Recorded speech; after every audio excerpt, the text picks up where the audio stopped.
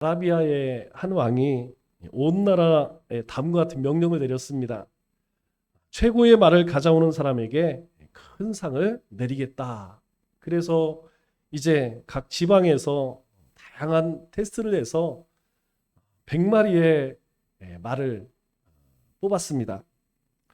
이 말들은 하나같이 하루에 1000리를 달려도 지치지 않는 명마들이었습니다. 그래서 왕은 마지막으로 테스트를 합니다. 며칠간 말들에게 물을 주지 않다가 강가에다가 이 말들을 풀어주었습니다. 그리고 말들이 물을 마시려고 하는 순간에 멈춰라. 그렇게 명령을 내렸죠. 그런데 이 100마리의 말 가운데서 단 4마리만 그 자리에 멈추었습니다. 이 말 가운데에 스페인의 최고의 명마 안달루시아가 포함되어 있다고 합니다. 가장 훌륭한 명마의 비결은 순종입니다. 아무리 훌륭한 천리마라 할지라도 달리기만 하면 큰 문제죠. 우리가 남자들의 로망 가운데 하나가 좋은 차, 명차를 타는 거죠. 명차는 잘 달릴 뿐만 아니라 잘 서야 됩니다. 아무리 명마라 할지라도 열심히 달려서 멈추지 않으면 뭐 대책이 없죠. 그래서 훌륭한 말이라 할지라도 주인의 말에 순종할 수 있어야 합니다. 하나님께서 우리를 이끄실 때에 하나님께서 우리의 삶의 모든 것을 책임지십니다. 이것을 믿는 것이 믿음이죠. 우리는 다만 하나님의 신호에 잘 순종하면 됩니다. 즉 하나님의 신호가 뭐죠? 하나님의 말씀이죠. 또 우리에게 주신 성령님께 순종하는 것. 그것이 하나님 앞에 믿음의 삶을 살아가는 비결입니다. 그래서 하나님께서 아니다라고 할 때에 참을 줄 알고 또 하나님이 맞다라고 할 때에 과감하게 도전할 수 있어야 합니다. 소크라테스는 악처를 두었고 미국의 26대 대통령 루즈벨트 대통령은 소아마비였습니다. 또 영혼이 담긴 목소리를 가진 안드레아 보첼리아는 시각 장애인이었고 나폴레옹은 키가 아주 작은 사람이었습니다. 하지만 그들은 자신의 약점을 약점으로 인정하지 않고 오히려 자신을 성장시키는 동력으로 삼았습니다. 사도 바울은 약점을 자랑하기까지 했죠. 그렇다면 이 약점도 칭찬의 내용이 될 수 있을까요? 예. 그럴 수도 있고 그렇지 않을 수도 있습니다. 여러분들도 알다시피 저에게도 여러 가지 약점이 있습니다. 그 중에 이제 첫 번째가 찬양이죠. 조 목사님 왜 이렇게 맨날 박자 틀리고 음정 틀릴까? 우리 성도님은 다 아세요. 아무리 노력을 해도 잘 안 맞습니다. 또 하나는 기억력이 별로 안 좋아요. 기억력. 그래서 이제 얼굴은 아는데 이름은 잘 기억 못합니다. 우리 성도님들은 늘 이름을 부르면서 기도를 하니까 모르는 분 거의 없죠. 새로 오신 분들도 계속해서 반복해서 우리 성도님들은 다 압니다. 그런데 제가 우리 충북로에 온 지 벌써 7년 됐는데 한 절반 3분의 1밖에 몰라요. 3분의 2는 목사님들 얼굴 봐도 이름은 잘 못 외웁니다. 아주 약점이죠. 치명적인 약점이죠. 또 여러분들도 잘 알다시피 유머만 하면 다큐멘터리가 돼요. 우스갯소리를 잘 못합니다. 사실 이게 우스갯소리를 잘해야 유머가 좀 뛰어나야 이게 사람과의 관계에서 굉장히 친감을 느끼는데 이게 참 약해요. 그래서 저는 아예 이 약점들을 미리 이야기를 합니다. 노출을 해죠. 저는 이렇습니다. 이런 부족함이 있습니다. 그러면 이제 상대방에게 충격 완화 효과가 있죠. 그래서 음정 박자가 좀 틀려도 큰 문제가 되지 않습니다. 여러분들 다 아시니까 아이 그렇구나. 목사님 좀 찬양이 그러니까 또 박자 틀리는구나. 음정이 좀 틀리는구나. 그렇게 생각들 하시죠.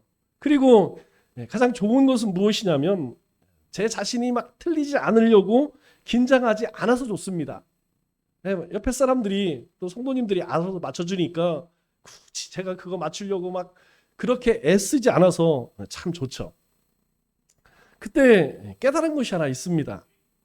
약점이라고 다 숨길 것이 아니구나 라는 것이죠. 장점을 스스로 자랑하고 칭찬받기를 기대했다가 뜻대로 되지 않으면 여러분 어떻습니까? 굉장히 망신이죠.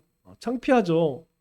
찬양 잘하는 사람이라고 그렇게 띄워줬더니 막 음정 틀리고 박자 틀리고 그러면 그것보다 더 망신살이 없죠. 하지만 자신의 약점을 드러내면 망신당할 일이 없어요. 왜냐하면 손해볼 것이 없기 때문입니다. 복음서에는 나오지만 복음서에는 나오지 않지만 이 사도행전에서부터 바울이라는 사람이 등장을 합니다. 그의 이름이 재미있죠. 본명은 사울인데 그 뜻이 큰 자라는 의미를 가지고 있습니다. 그런데 예수님을 믿고 난 후에 이름을 바울로 바꿨죠. 우리가 보통 영어 이름에서 폴이라고 하죠. 폴. 이 폴이라고 하는 이름은 바울이라는 뜻이에요. 그런데 이 바울이라고 하는 이름의 뜻이 뭡니까? 작은 자입니다. 큰 자가 작은 자로 바뀌었다는 것이죠. 자기가 그렇게 이름을 바꿨습니다. 왜냐하면 이전에는 자신이 큰 자라고 생각했는데 이제 예수님을 만나고 나니까 자기보다 더 작은 사람이 없는 거예요. 이것이 얼마나 어려운 일인지 우리는 잘 압니다. 우리 가운데 가장 힘든 일 중에 하나가 무엇이냐면 우리 자신을 낮추는 것이죠. 이름을 바꾼 바울의 삶도 엄청난 변화가 있었습니다. 바울은 장점이 굉장히 많은 사람입니다. 가문 좋고 재력과 학식을 겸비했고 또 로마 시민권도 소유한 사람입니다. 거기에다 당시 가장 유명한 학자 중에 하나였던 가말리알의 문화생이었던 바울은 무엇보다 열심히 있는 사람이었어요. 거의 완벽하죠. 이 정도 되면 흠잡을 데가 없습니다. 그래서 유대교에 대한 종교적 열심을 품고 예수 믿는 사람들을 잡아 가두고 탄압하는 일에 앞장을 섰습니다. 그리고 그와 같은 일을 당시에 종교 지도자들도 인정을 해주어서 저 다마스커스 다메섹에까지 가서 예수 믿는 사람들을 핍박하려고 그렇게 하였죠. 그러다가 어느 날 바울은 기적과 같은 일로 예수님을 길에서 만나게 됩니다. 그 뒤로 자신의 기득권을 모두 내려놓고 예수님의 말씀과 복음을 전하는 전도자가 되었죠. 이후 바울은 자기의 장점을 감추고 약점을 드러내기 시작합니다. 그리고 자신의 약점을 알면서도 용납하고 또 영접해준 이 갈라디아 교회의 사도 바울은 다음과 같이 이야기를 합니다.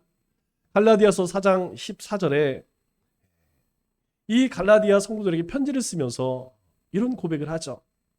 너희를 시험하는 것이 내 육체에 있으되. 사도 바울이 갈라디아 성도들을 시험하는 게 있대요.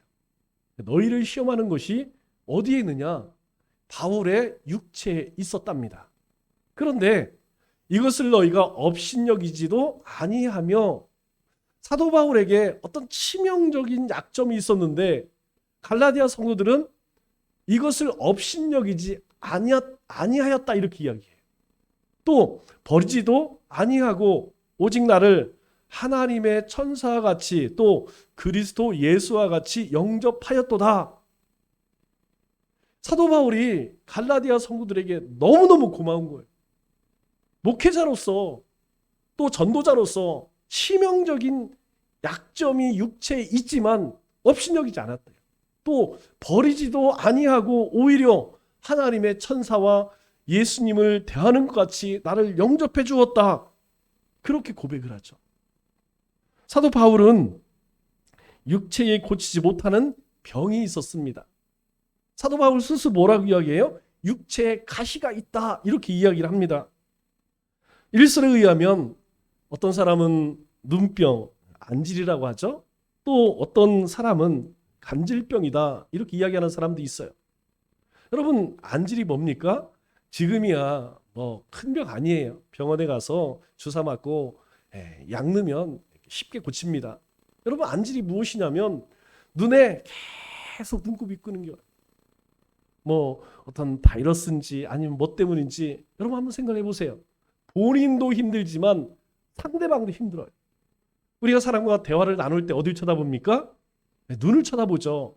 대부분은 눈을 쳐다보며 이야기합니다. 그런데 그 사람 눈에 여러분 눈곱이 뭐 여기 조금 있는 것이 아니고 사실 여기 눈곱이 하나만 있어도 어때요? 계속 신경 쓰죠? 어떤 사람은 이렇게 닦아주는 사람이 있어요. 어떤 사람은 그래 너 창피당해라 끝까지 얘기 안 해주는 사람이 있어요.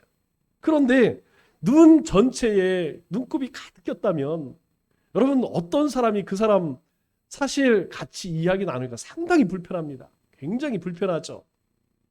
만일 안질이라고 하면 더 심각한 문제입니다. 제가 고향이 세종 방충리라는 동네예요. 그런데 우리 동네를 반드시 거쳐가야 하는 동네가 하나 있는데 그 동네가 소로골이라 해요. 소로골. 우리 동네를 이렇게 산 넘어서 있는 동네. 반드시 우리 동네를 건너가요. 그런데 그 동네에 사는 아주머니 한 분이 계셨어요. 제가 어렸을 때 본 것입니다. 그곳에서 이제 이 차도회까지 신장로까지 나오려면 한참 나와야 돼요. 그런데 어느 날 이 아주머니가 길바닥에서 누워서 경련을 일으키는 거예요. 그리고 입에는 막 거품을 물어요. 눈은 돌아가 있고. 처음에는 엄청 무서웠습니다. 그런데 나중에 알고 보니까 그게 간질이래요. 이게 언제 나타날지 모르요. 그런데 또 계속 그러느냐? 그렇지 않아요. 짧게는 한 10분, 15분, 길게는 한 30분 이러다가 또 다시 벌떡 일어서 걸어가세요. 문제는 무엇이냐면 이 간질이 한번 일어나면 어떻게 할 방법이 없는 거예요. 뭐 나중에 얘기 들어보니까 이 뇌에 어떤 문제가 있어서 나타나는 병이라고 하더라고요. 그런데 이 사도 바울에게 안질이면 여러분 일단 사람 만나기가 불편해요. 만일 간질이라면 이건 사람들에게 혐오를 주는 그런 병입니다. 어느 것이든 간에 이 바울에게 있어서 엄청난 고통을 갖다 주는 그런 병이었죠. 또한 보다 더 큰 문제는 사람들에게 감출 수 없는 병이라는 거예요. 여러분, 우리도 마찬가지죠? 우리 안에 어떤 문제가 있어요. 감출 수 있으면 여러분 어떻게 해서는 감추죠. 그러나 이 병들은요, 안질이든 이 간질이든 여러분 감출 수가 없습니다. 당시에 로마 황제 시저도 간질병을 앓고 있었대요. 그런데 이 황제가 간질병을 앓고 있다는 것을 아무도 몰랐다고 합니다. 왜냐하면 모든 사람들에게 자신의 병을 깜짝같이 그렇게 숨겼대요. 왜 그럴까요? 왜 숨겼을까요? 자신의 위대함에 치명적인 약점이 되기 때문입니다. 누가 자기 약점을 드러내고 싶겠어요? 여러분, 오늘 이 시대를 뭐 흔히 피할 시대라고 하죠? 피할 시대가 뭐예요? 피할 것은 피하고 알릴 것은 알리자. 그럼 피할 게 뭡니까? 우리의 약점은 내가 부족한 것. 그것은 감추고 싶어요. 굳이 그냥 드러내고 싶지 않아요. 내 잘하는 것, 좋은 것, 장점 이것만 드러내고 싶죠. 하지만 바울은 자신의 약점을 감추지 않고 드러냈다는 것입니다. 교인들이 자신의 약점까지 사랑해 준다면 다행한 일이지만 그렇지 않다고 해도 어쩔 수 없다. 사도 바울은 그렇게 생각한 것이죠. 그런데 다행히 이 갈라디아 교회 성도들은 아무 꺼리낌 없이 이 사도 바울을 받아주었습니다. 그리고 바울은 자신의 약점을 용납해 준 그 갈라디아 교회를 칭찬했죠. 그러면 여러분 어떤 생각이 듭니까? 우리는 이러한 약점을 덮어주는 사람입니까? 아니면 그것을 드러내는 사람입니까? 가급적이면 아니 우리가 그리스도인이라면 우리가 우리의 지체뿐만 아니라 세상 속에서도 굳이 드러내지 않는 것이 좋아요. 만일 그것을 드러냈을 때 그 사람은 얼마나 창피하겠습니까? 많은 사람들 앞에서 얼마나 부끄럽겠어요. 반대로 내 약점을 내가 아닌 누군가가 그것을 드러낸다고 하면 여러분 얼마나 창피하겠어요. 오늘 이 사도 바울의 이 약점을 갈라디아 교회 성도들은 알고 있었음에도 불구하고 그들은 굳이 드러내지 않아요. 그래서 그런 그들을 사도 바울은 칭찬을 합니다. 하지만 저는 그런 생각이 들어요. 이 갈라디아 교회를 칭찬하는 바울을 칭찬해주고 싶어요. 왜냐하면 자신의 약점을 사랑하고 노출할 수 있다는 것은 여러분 저절로 되는 일일까요? 내 약점을 사람들에게 드러낼 수 있는 것, 여러분 그것은 용기 없으면 쉽지 않습니다. 뿐만 아니라 자존감 없으면 불가능한 일이에요. 여러분 열등감에 있는 사람들은 절대 자신의 부족함을 이야기하지 않습니다. 오히려 부정하죠. 분명히 부족함에도 불구하고 그것을 인정하려고 하지 않아요. 그러나 자존감이 있는 사람은, 진정한 용기가 있는 사람들은 자신의 약점이 큰 문제가 되지 않는다는 것입니다. 그래서 사도 바울은 고린도 교회에 편지를 보내면서 이 복음을 전할 때에 육체의 연약함을 교회 공동체의 원리에 적용하며 가르치고 있죠.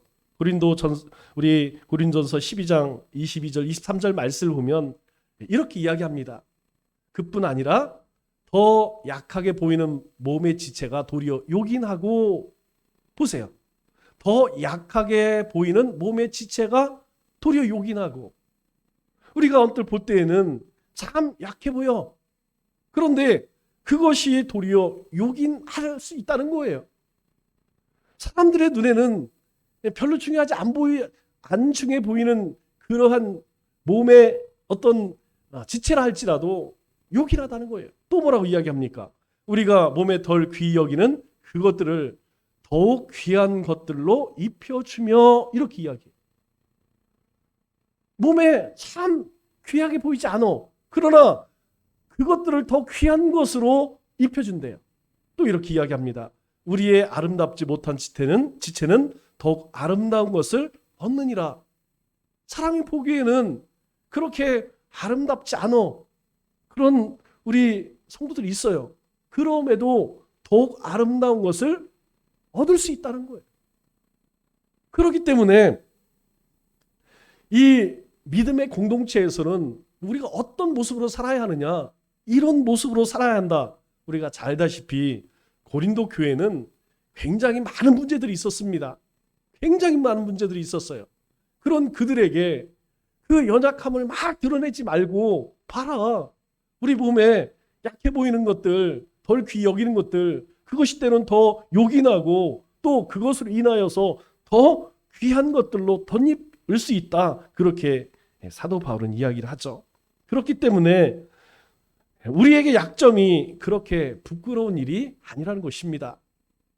우리가 이 약한 것들을 굳이 숨길 필요 없다는 것이죠. 오히려 그 약점으로 일할 수 있다는 것이죠. 여러분 못 배우면 어떻습니까? 여러분 가방끈 짧다고 주님의 일 못하나요? 우리가 주님을 기쁘시게 할 수 없나요? 절대 그렇지 않다는 것이죠. 우리가 몸이 좀 불편하다고 하여서, 우리가 나이가 좀 많이 먹었다 하여서 우리가 주님을 사랑하지 않습니까? 아니면 주님의 나라 일을 못할까요? 전혀 그렇지 않다는 것이죠. 우리가 연약하면 연약한 것으로 우리는 주님 앞에 그렇게 헌신할 수 있어요. 여러분 찬양 못한다고 우리가 주님의 일 못하나요? 주님의 나라 일에 참여할 수 없을까요? 그렇지 않습니다. 찬양 못해도, 우리가 건강하지 못해도, 우리가 뭐 많은 부자 아니어도 얼마든지 주님을 더 사랑하고 주님을 기쁘시게 하며 주님의 일 감당할 수 있어요. 사도 바울 역시 자신의 병으로 인해서 너무 고통스럽고 창피해서 하나님께 뭐라고 합니까?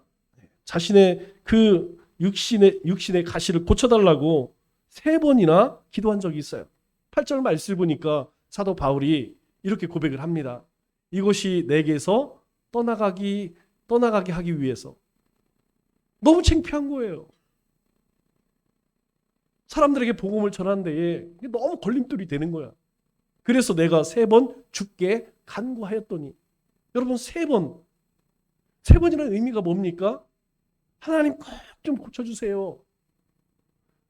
그가 기도할 때에 자신의 영화를 위해서 구했을까요? 저는 그렇게 생각하지 않아요. 분명 하나님의 일, 이 복음 전하는 일, 거기에 걸림돌이 됩니다. 그러니 하나님 좀 고쳐주세요. 그랬더니 하나님께서 고쳐주셨을까요? 아닙니다. 하나님께서 이것을 허락하지 않으셨어요. 9절 말씀을 보니까 이렇게 이야기합니다. 나에게 이르기를, 하나님 말씀하세요. 내 은혜가 내게 족하도다. 하나님이신 그 은혜가 너에게는 좋게, 이는 내 능력이 약한 데서 온전하여 침이라. 이렇게 이야기해. 야, 네가 언제 잘나서 내가 너 쓴지 아냐? 아니라는 거예요. 너의 그 연약함, 그것으로 나는 너를 쓰는 거야. 그래서 내 은혜가, 내가 너에게 준 은혜가 너에겐 좋게, 내가 하나님 나라 일하는데 전혀 부족할 것이 없어. 이 내 능력이, 내가 하나님의 일을 잘 감당하는 것은 네가 그렇게 약하다고 느끼기 때문에 네가 하나님의 일을 잘 감당할 수 있는 거야. 이렇게 말씀하세요. 그 말을 들은 사도 바울은 뭐라고 대답합니까? 우리 9절 하반절에 보니까 이렇게 이야기하죠. 그러므로 도리어 크게 기뻐함으로. 아니, 하나님이 응답해 주지 않으세요. 아니, 고쳐주지 않으세요. 여전히 안지리면 그냥 눈꼭 끼고, 간지리면 여전히. 그런데 그 하나님의 응답을 받은 이 사도 바울은 도리어 크게 기뻐함으로. 아니, 뭐 기뻐할 일입니까 이것이? 하나님 응답해 주지 않았는데, 나에게는 절실한 문제인데 하나님은 들어주지 않아요. 그런데 도리어 크게 기뻐함으로 뭐라고 이야기합니까? 나의 여러 약한 것들에 대하여 자랑하리니, 나의 이 연약함들, 이 약한 것들을 내가 자랑하리니, 이는 그리스도의 능력이 내게 머물러 있게 하려 함이라. 내가 연약하기 때문에 오히려 하나님은 나에게 더 큰 능력을 주시고 나에게 더 큰 은혜를 베푸신다는 거예요. 내가 하나님 앞에 설 때마다 이렇게 부족합니다, 약합니다, 그런 간절함으로 하나님 앞에 나아갈 수 있다는 거예요. 그런 자신에게 하나님께서는 더 큰 은혜를 주신다는 거예요. 여러분, 우리가 살아가면서 우리의 자신을 바라보며, 또 우리의 자녀들을 바라보며, 우리 남청교를 바라보며 여러분 무슨 생각이 듭니까? 예, 사도 바울과 똑같은 생각이 들어요. 우리가 약하기 때문에, 우리의 자식들이 부족하기 때문에, 우리가 연약하기 때문에 우리는 더 하나님 앞에 간절하게 그렇게 나아갈 수 있다는 것이죠. 그것이 하나님이 우리에게 주시는 복이라는 것입니다.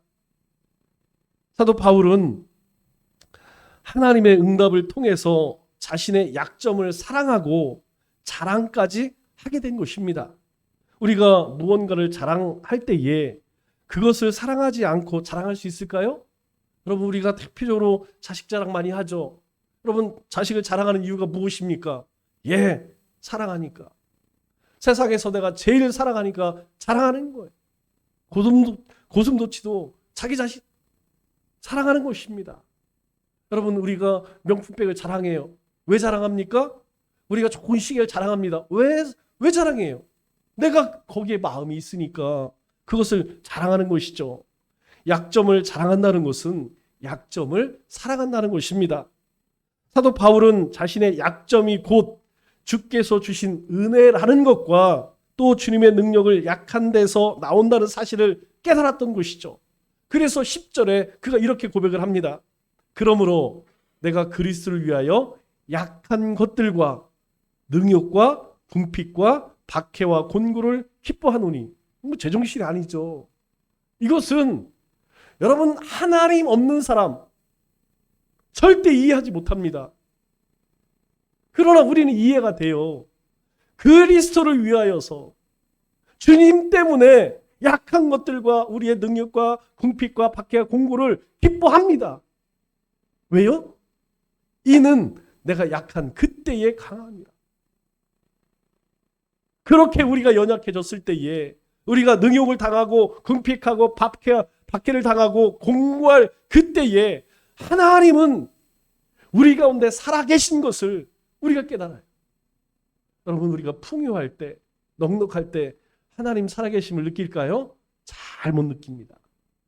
영적으로 예민하게 살아있는 사람들은 그럴 때 하나님 앞에 오히려 감사하고 찬양하지만, 대부분의 그리스도인들은 부족함 없을 때 여러분 하나님이 내 삶 가운데 함께 하시면 잘 못 느껴요. 그런데 도리어 어려움 가운데 놓였을 때, 고난 가운데 있을 때, 감당하기 힘든 문제에 부닥치면 그때 하나님이 살아계심을 느끼는 것이죠. 그래서 사도 바울이 고백하는 것이 그것입니다. 내가 약한 그때에, 내가 늘 하나님 앞에 세상 가운데 복음을 전하면서도 내가 이렇게 연약하구나, 내가 이렇게 부끄러운 그런 존재구나 라는 그것을 깨달았을 그때에 하나님께서는 나를 강하게 하셨다는 거예요. 그래서 그가 어떻습니까? 매를 맞으면서 감옥에 갇히면서 수많은 그런 죽음의 위협 가운데서도 담대할 수 있었다는 것이죠. 대부분 사람들은 무엇으로 살아갑니까? 예, 대부분의 사람들은 자신의 강점으로, 자신의 장점으로 살아갑니다. 그러나 우리는 그렇지 않아요. 그리스도인들은 내 장점으로 살아가는 사람들이 아닙니다. 내 강점으로 살아가는 것이 아니에요. 나의 나된 것은 하나님의 은혜라고 고백하기에 우리는 연약함도 또 우리의 강점도 장점도 하나님의 은혜임을 깨달아요. 우리는 하나님의 그 은혜로, 하나님의 그 인도하심으로 살아가는 자들이에요. 그렇기에 그리스도의 약점은 더 이상 약점이 아닙니다. 여러분, 우리 안에 있는 약점은 더 이상 약점이 아니라는 것이에요. 같은 칼이라도 칼을 드는 사람에 따라 용도가 달라집니다. 의사가 사용하는 수술칼은 사람을 살리는 데 사용돼요. 하지만 강도가 들면 사람을 해치는 흉기가 되는 것입니다. 이렇듯 우리가 가진 약점을 어떻게 생각하느냐에 따라서 약점은 장점으로 역전될 수도 있고, 반면에 끝까지 자신을 괴롭히고 비참하게 만들 수도 있다는 것입니다. 그래서 장점을 칭찬하는 것보다 좀 부족하고 잘못하는 일에 대해서 칭찬을 받을 때에 사실 기분이 훨씬 더 좋습니다. 누가 저에게 찬양 잘한다, 여러분 기분이 나쁠 리가 없죠. 예, 기분 좋습니다. 물론 지나치게 잘한다고 하면 일단 의심의 눈으로 상대방을 바라보겠지만, 적당한 칭찬은 큰 격려와 힘이 돼요. 반대의 경우도 마찬가지입니다.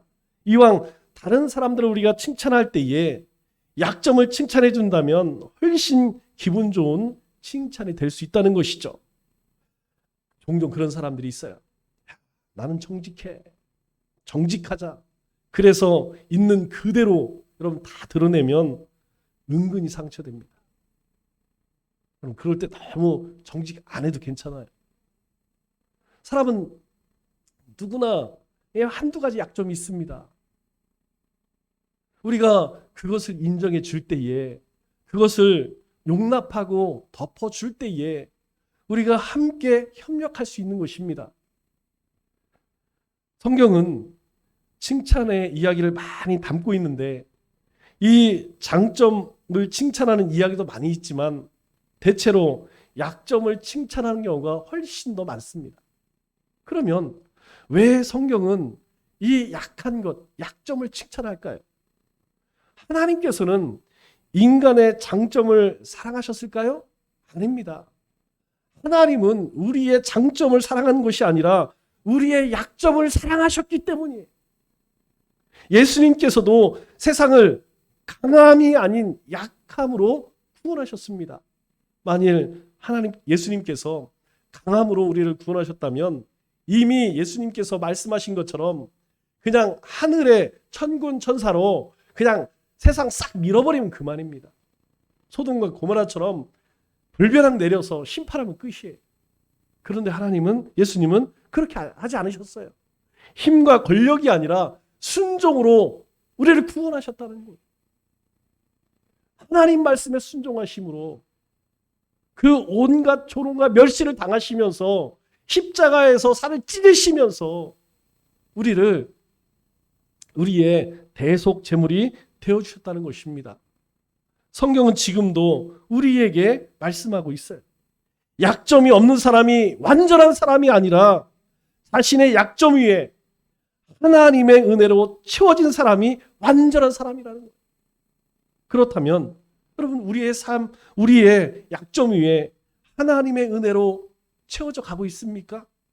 그냥 약점이 약점으로만 그렇게 남는 거 아닙니까? 여러분, 우리의 약점이 저절로 우리 믿음의 삶의 강점이 될 수 있을까요? 그럴 수 없습니다. 그래서 주님은 우리에게 끊임없이 당부하고 계세요. 깨어 기도하라. 깨어 기도하라. 기도하라는 것이에요.